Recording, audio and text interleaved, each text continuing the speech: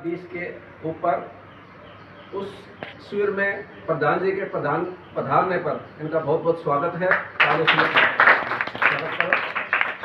सुबह हमने एक आपको टॉपिक दिया था, भारत के प्रमुख शहर या वर्ल्ड लेवल पर भी हो सकते हैं। फिलहाल हमने दिल्ली के बारे में आपको थोड़ा उसमें दिखाया था। मॉडर्न दिल्ली के बारे में आपने देख लिया। मैं भविष्य जो पास्ट है उसके बारे में थोड़ा बताऊंगा आपको। जो दिल्ली है ये कौरवों और पांडवों से जुड़ी हुई है।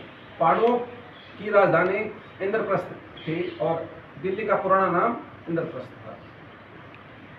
जब लाक्षा ग्रह में पांडवों को जला दिया जाता है और ये मान लिया जाता है कि वो मर चुके हैं, बाद में भीष्म पितामह, आचार्य द्रोण आदि के द्वारा बना दिया जाता है युवराज किसको?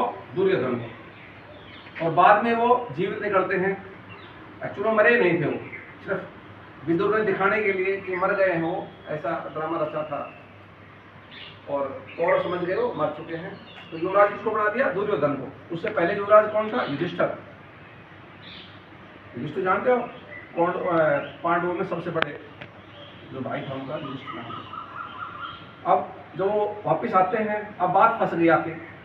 युवराज पहले युधिष्ठिर थे, बाद में दुर्योधन को बना दिया। अब दो युवराज हो गए एक शासन में। क्या दो युवराज हो सकते हैं? राजा तो एक को बनना है। इसलिए लास्ट के अंदर ये प्रॉब्लम खड़ी हो गई, किसको युवराज रखा जाए।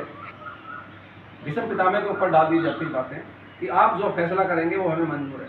और भीष्म पितामह हस्तिनापुर राज्य के दो हिस्से कर देते हैं। एक हिस्सा इंद्रप्रस्थ के नाम से था जो वो दिया जाता है पांडवों को, और जो हस्तिनापुर है वो दिया जाता है कौरवों को। हस्तिनापुर तो पूरा जचा हुआ था, बंधा हुआ था, सब कुछ था वहाँ को, क्योंकि राज्य वहीं से चल रहा था। और ये जो इंद्रप्रस्थ था, यहाँ पहाड़ है, यहाँ पत्थर है, बहुत बुरी जगह थी, सोच भी नहीं सकते थे। अर्जुन भीम वगैरह तो बहुत गुस्सा भी करते हैं, हम वो जगह क्यों लेंगे, वहाँ तो पत्थर ही पत्थर है, जंगल ही जंगल है, कुछ नहीं है।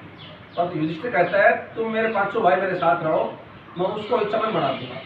और फिर वो वहाँ से यहाँ चल कर आते हैं और इसको एक माया नगरी बना देते हैं।